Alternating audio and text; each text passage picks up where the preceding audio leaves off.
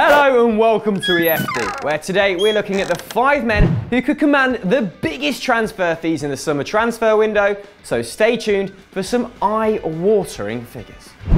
Marco Verratti. With Barcelona, Juventus and seemingly every top English club on the lookout for a central midfielder this summer, good ones have seen their value explode, and they don't come much better than Marco Verratti. Still only 24, Verratti's amassed over 200 senior appearances. In fact, he's played only 27 games fewer than Ilkay Gundogan, 2 years his senior. You rarely see Verratti's name mentioned without him likened to one of Barcelona's holy trinity, Xavi, Busquets and Iniesta. But the little Italian combines the strengths of all three. His dribbling is exceptional, with 2.4 take-ons a game, coasting past Iniesta's 2.2, while its 88% dribble success rate is possibly the highest we've ever seen on a scout report.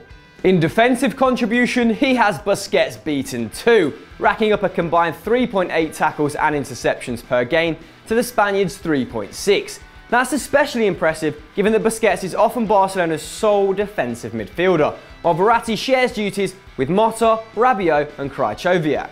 Add to this a metronomic 89% pass accuracy and over 5 accurate long balls per match, and you have a sprinkle of Xavi magic in the mix as well. With the exception of Thiago and maybe EFD favourite Naby Keita, Verratti has blossomed into one of the most well-rounded midfielders in the game. No wonder bidding starts at €100 million. Alexandro. If it hadn't been for Marcelo having the season of his life, Alexandro might have been the best fullback in Europe this year. The Brazilian only has 7 international caps, but he won a 4th title in May, bringing him to the same total as his countryman.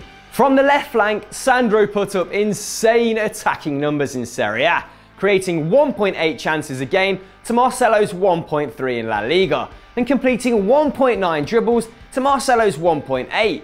His take-on success is identical to the Real Madrid man's too, at an astronomical 67%, helped by his burly 6-foot frame. That makes Sandro a real threat in the air too, with a 60% aerial win percentage. To put that in context, it's better than defensive partner Leonardo Bonucci's, one of the world's most accomplished centre-backs. More than willing to get stuck into the dirty work, Sandro wins possession back for Juve nearly 4 times a match, outperforming Dani Alves on the opposite flank.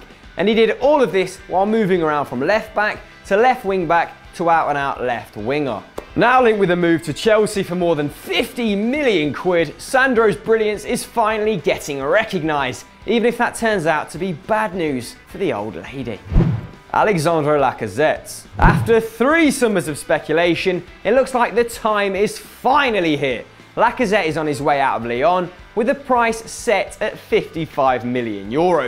And Arsenal, Manchester United and Liverpool are firmly on the case. The Frenchman has hit over 20 league goals 3 seasons in a row, with his 28 in 30 last year his best return yet.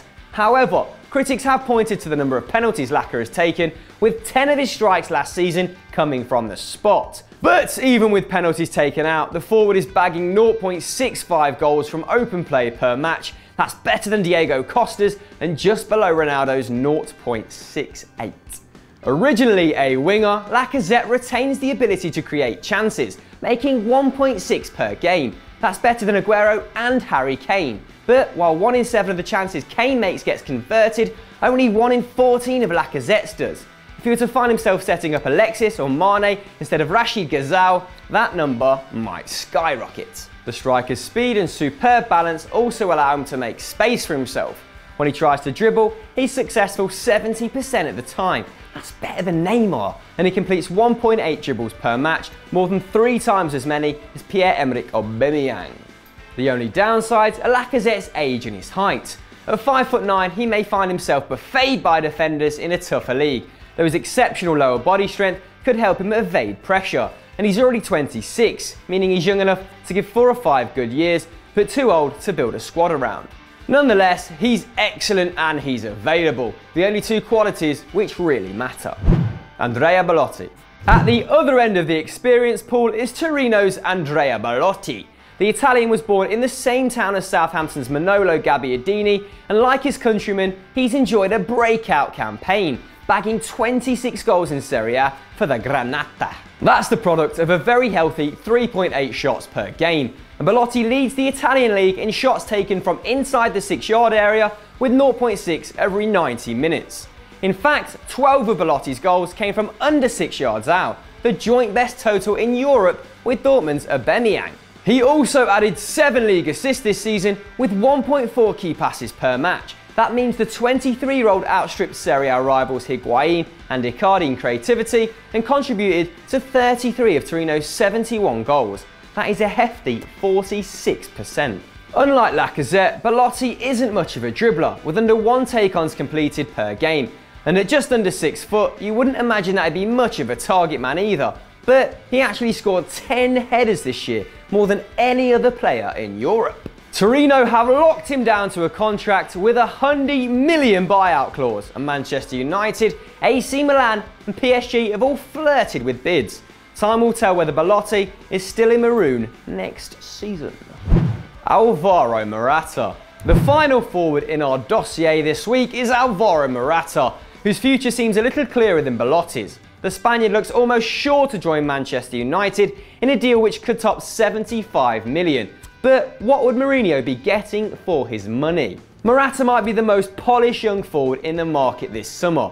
6'2", reasonably fast and 24 years old, he's equally comfortable contesting headers against centre-backs or dribbling through the midfield. With 15 goals in around 1,300 minutes in La Liga this season, Morata is getting over 1 goal every 90 minutes. And with 4 assists too, he's directly involved in a goal every 71 minutes. That makes even Cristiano Ronaldo look bad, as the Portuguese takes 82 minutes to assist or score. Morata has good underlying numbers too, hitting 3.6 shots per game with a 63% accuracy. That comes as no shock, as in his 26 league appearances this season, Morata only took 7 shots from outside the box. Premium stats. 1.5 completed dribbles per match hints at solid Spanish technique. And anyone who saw Morata's performance for Juventus against Bayern 2 seasons ago will remember his skill on the ball. That's when he squared it for Quadrado. However, it might surprise you to learn that the Madrid man is dispossessed 2.3 times per game, almost exactly the same as Romelu Lukaku, who is often criticised for his bad touch. But that's a minor concern, as the price tag would suggest. Morata is a superstar just waiting for a stage, and they don't come any bigger than Old Trafford. So that was our 5 biggest transfers of the summer, guys. Do you agree? Disagree? Got any other suggestions? Stick them in the comments below. And if you enjoyed this, go and watch last week's Stat Wars or Winners and Losers Transfer Special Edition on Football Daily. Yes, shock. And as ever, don't forget to like and subscribe. So yeah, ciao.